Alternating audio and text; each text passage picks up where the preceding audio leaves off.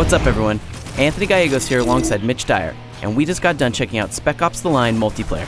Spec Ops The Line is billed as an emotionally intense third-person shooter, and so far its campaign makes an impression. But its multiplayer, well, that's a different story. Can't heal myself, you know? Granted, what we played was not a final version, and a few cool ideas stand out. But in the end, I'm pretty sure both of us walked away feeling largely underwhelmed. Am I off the mark, Mitch? I'm with you. There isn't much about this multiplayer I'm totally in love with. At a basic mechanical level, the guns just don't feel very good. They all feel like the same toy rifle. Scoring a headshot if you manage to get over the strange, floaty feeling of the aiming didn't even make me feel powerful. I haven't played the campaign, but the gunplay in multiplayer is pretty disappointing. In campaign, it's a bit floaty too, but not nearly as bothersome since you learn the more predictable movement patterns of enemy AI. What's stranger to me is that they've included this vast system of unlockable perks and what have you. I mean, I get it. Every shooter these days includes features like that. But I think when you have a multiplayer that will likely only be played by a small portion of your audience, it's worth considering whether or not to just give players access to everything at the start. That being said, I did like some of the systems Spec Ops multiplayer had, at least in theory. Every class gives off an area of effect aura. If you look on the screen, you can see what benefits you're getting in the top left. Team composition is more important, because you want to make sure you're getting the right sort of buffs, such as the medic's boost to regen, or the gunner's boost to damage.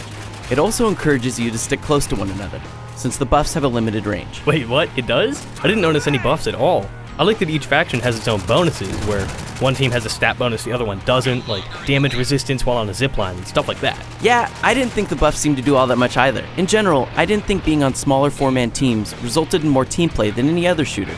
It did result in a lot of rock throwing though. It sounds so ridiculous, but the ability to throw rocks in Spec Ops works really well. It tricks the enemy team, popping up a grenade indicator. It's an inspired way to give players an additional way to get their foes out of cover, and also just kinda hilarious to spam.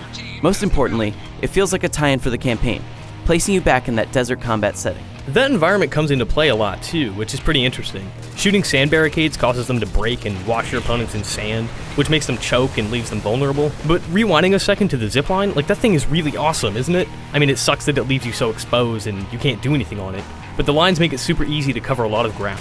It's also fun to slide across the map and get the jump on someone standing by a window. Sandstorms are the big thing though. They blow in and completely blind everyone, a lot like they do in Gears 3. You can't see, you can't run, and unless you're indoors, you're probably going to get dropped by some panicked blind fire.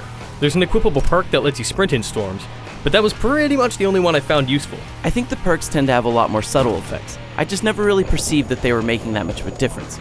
You know, Mitch, I find myself wondering exactly who will like this. Yeah, I'm not quite sure who the audience is for this. The campaign sounds smart and it's full of interesting new ideas, but the multiplayer seems completely tacked on. Regardless of its multiplayer, I'm still excited for the emotional campaign. Spec Ops multiplayer isn't finished yet, but with only 2 months until it's released, I'm not sure how much they can really change. Woo! Smells like boudin.